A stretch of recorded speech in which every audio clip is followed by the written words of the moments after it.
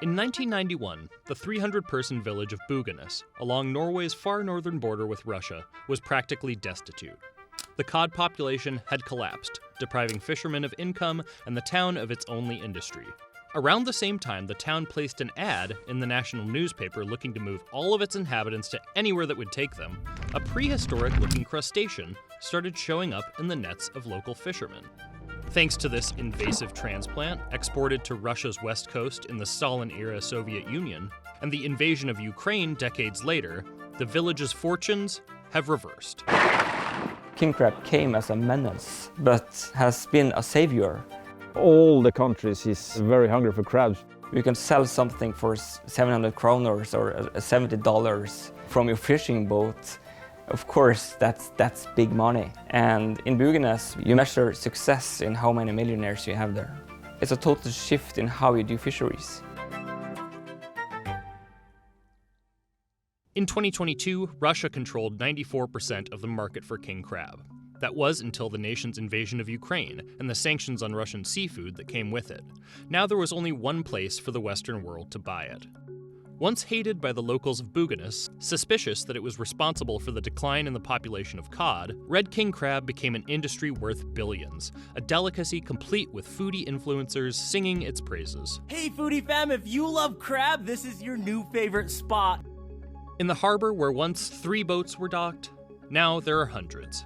Norway exported almost all the 5.4 million pounds of king crab it caught in 2023, a 42% annual increase worth $110 million. One of the fishermen hauling in these mammoths is Erling Haugen. This is the main boat.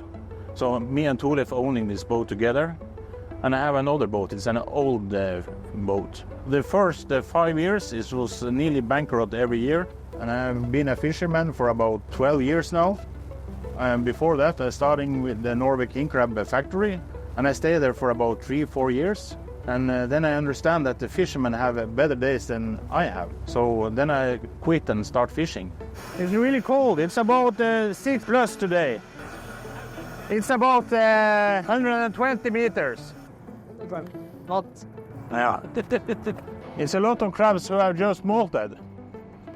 You see here, these crabs we are throwing back to the sea, they have 2 damage here. Crabs with damage there, damage 2 small legs here, and then they have a very, very small claw. So when they are losing their legs, it will grow out again. And this is a good quality crabs.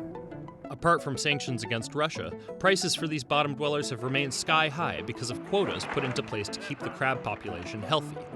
It's totally fair because it's overfished. It's about 60% lesser quota than last year. It's about 730 kilos this year. And last year it was 2,300. Yeah. Along with the shipping of live king crab, a cottage industry of tourism has sprung up in the region for those who want to fish for themselves. Advertisements for king crab safaris dot the landscape.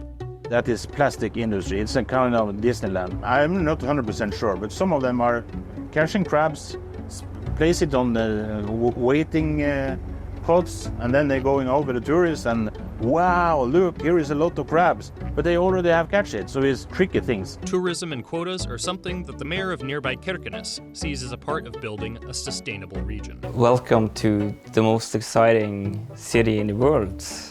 In Europe, you're now 3.5 hours away from Severomorsk, where the Northern Fleet and the Russian and nuclear subs are at port. This is a really important place. We are a municipality experiencing optimism in fish farming and fishery. This is the place to be, and this is the place to visit. You have to have some principles in politics. If you base your politics on populism, in the end you will hurt yourself. My freedom stops where your freedom starts. And without quotas for king crab, it will not be sustainable. And then we're stealing from the future generations. With tourism, more money flows into our society. More people get a job, and a high-paying job, an exciting job. More young people move here. So I believe that if we try to build a bigger travel industry, we as well build a more modern and urban society. The fish factory went bankrupt in the late 80s. Along the coastline of Finnmark, many factories went bankrupt, also this one. It was closed for many years, and then it was only the building standing left. Today's owners bought the factory and started this development of the way of buying crabs, keep them alive inside the factory for days, weeks. So these barrels is now packed with crabs, king crabs. There is 225, 230 kilo-ish of king crabs inside. We have seawater flowing in and also added air so the crabs can survive during the stay in there.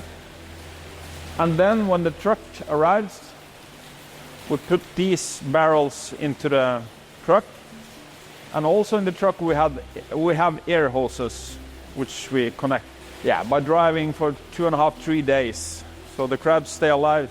I would say that our parents' generation fed us with frozen seafood, and now the younger generation want to have the knowledge where does the seafood or the food is coming from.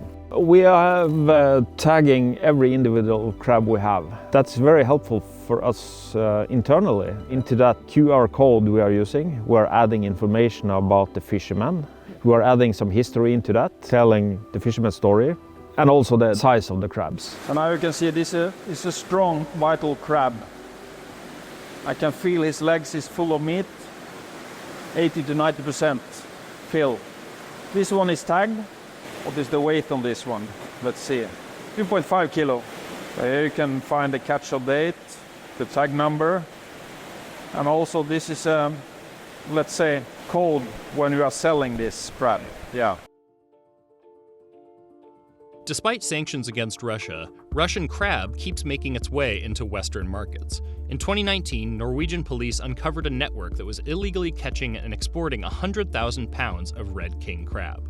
Organized crime is organized crime, and people that openly violate sanctions against Russia are making money on the blood spilled in Ukraine. When you have such an extremely fine product as a king crab, it's a high-cost product, it's for the high-end restaurants, then there will always be bad apples. With this product, of course, the income for fishermen are more predictable, and that money is going back to the local society. So the king crab in the past and today and in the future is creating jobs in this small society. With the king crab, you have a sure income. It's easier to fish with king crab pods than with traditional cod fishing. So of course it's easier, the revenue is huge and the profits are huge, and it gives a small society like Sør-Varanger and especially Bugenes a strong pillar of economy. It's unknown how sturdy that pillar can be.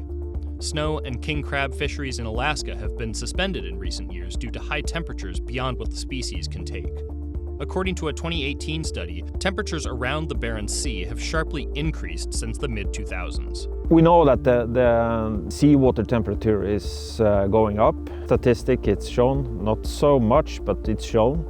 But it's, of course, difficult to say if this species, king crab, is affected of that.